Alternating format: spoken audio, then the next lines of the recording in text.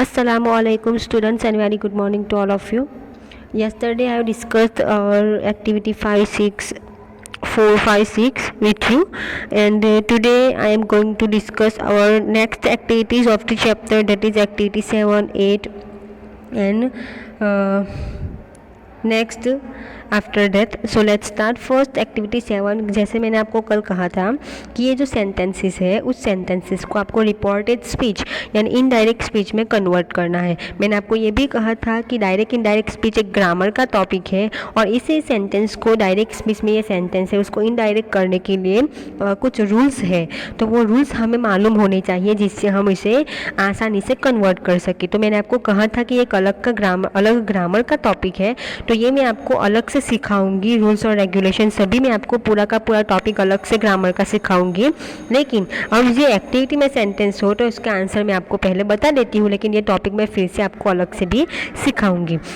तो हमारा first sentence है, what is the matter with you can't solve a simple problem in simple proportions, ask father. तो ये एक क्वेश्चन है और वो भी फादर अपने बेटे यानी स्वामीनाथन को पूछते हैं. जो हमने एक्टिविटी में जो स्टोरी देखी ना स्वामीनाथन की, उसके अंदर से ये सेंटेंस लिए गए हैं. तो फादर गुस्से में उससे पूछते हैं. तो पहले तो फादर आस्क, तो आस्क फादर है ना वो पहला आ जाएगा. तो फादर आस्क, तो फादर आस्क स्वामीनाथन.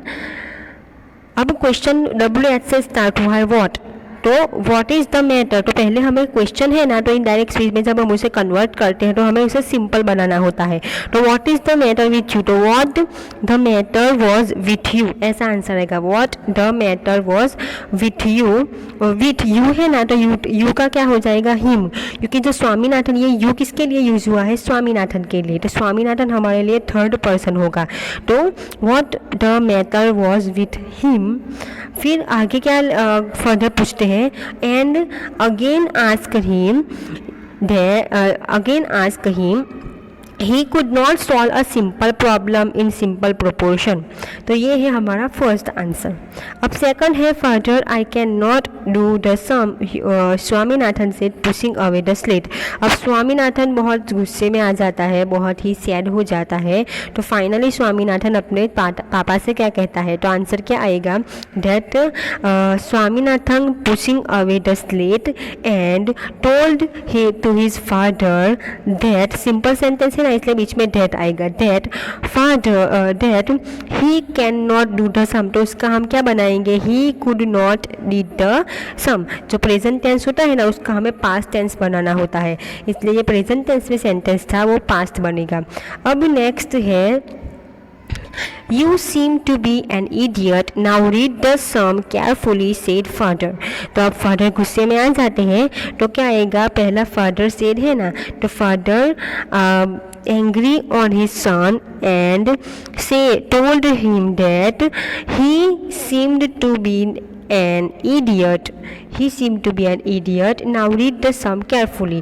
तो फिर क्या आएगा, again and told him again that read the now है ना, तो नाउ का हो जाएगा then told him that read the sum carefully. अब फोर्थ है, तो फोर्थ है father roared I am not going to leave you till you tell me how much a single mango cost at 15 annas. तो अब father और भी ज़्यादा गुस्से हो जाते हैं. तो father roared on his son angrily and told him that I am not है, तो क्या हो जाएगा, he was not going to leave him till he told him how much a single mango cost at 15 annas for 10. तो ये है उसके answer. Of fifth है, father admitted defeat by declaring one mango cost 15 over 10 annas. Simplify it. तो क्या होगा, father told his son to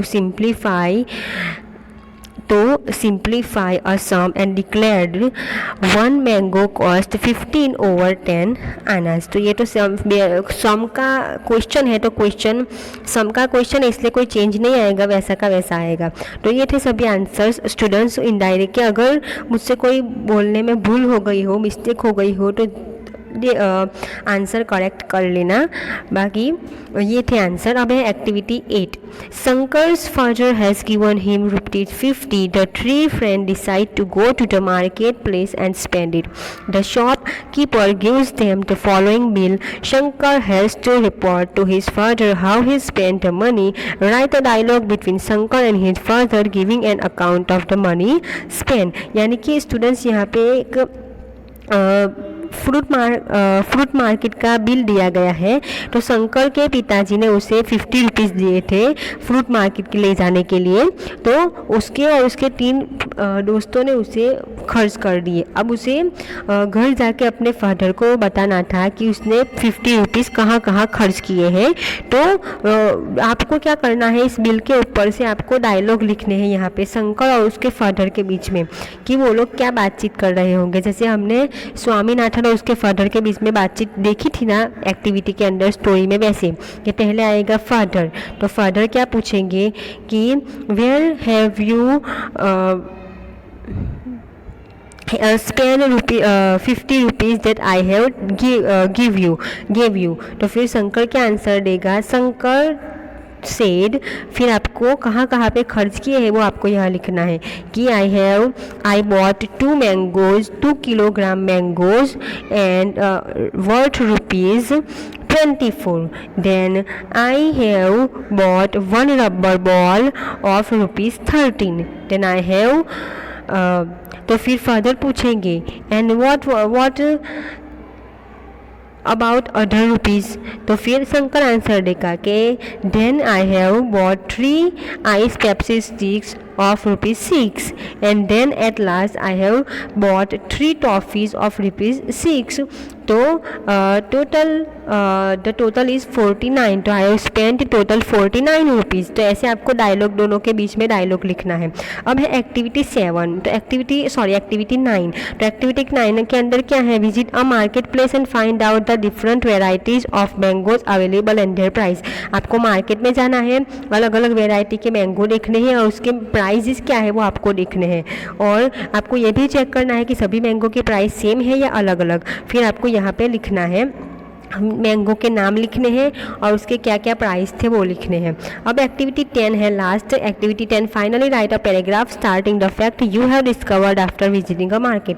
activity 9 के अंदर आपको जो कहा गया है कि मार्केट विजिट करके अलग अलग मैंगो के आपको प्राइस पता करने हैं, तो इसी बेस के ऊपर आपको उसके अंदर से ये पैराग्राफ लिखना है कि जब आप मार्केट गए तो आपने कौन कौन से मैंगो देखे, मैंगो के क्या क्या भाव थे, एक्सेट्रा एक्सेट्रा। तो इसी इन्फॉर्मेशन के बेस के ऊपर आपकी एक्टिविटी 10 आएगी। तो स्टूडेंट्स ये थे हमारा total chapter number 5। I hope कि आपको सभी एक्टिविटीज समझ में आ गई होंगी। मैंने पूरी कोशिश की कि आपको अच्छी तरह से हर एक एक्टिविटी समझा सकूं। आई होप कि आपको समझ में आ गई होगी हर एक एक्टिविटी। अब हमारा चैप्टर नंबर 5 यहाँ पे ख़त्म होता है। हम जो नंबर हमारा चैप्टर नंबर 6 है, हमारा लास्ट चैप्टर इस बुक का, वो हम नेक्स्ट वीडियो से स्टार्ट करेंगे। Thank you very much.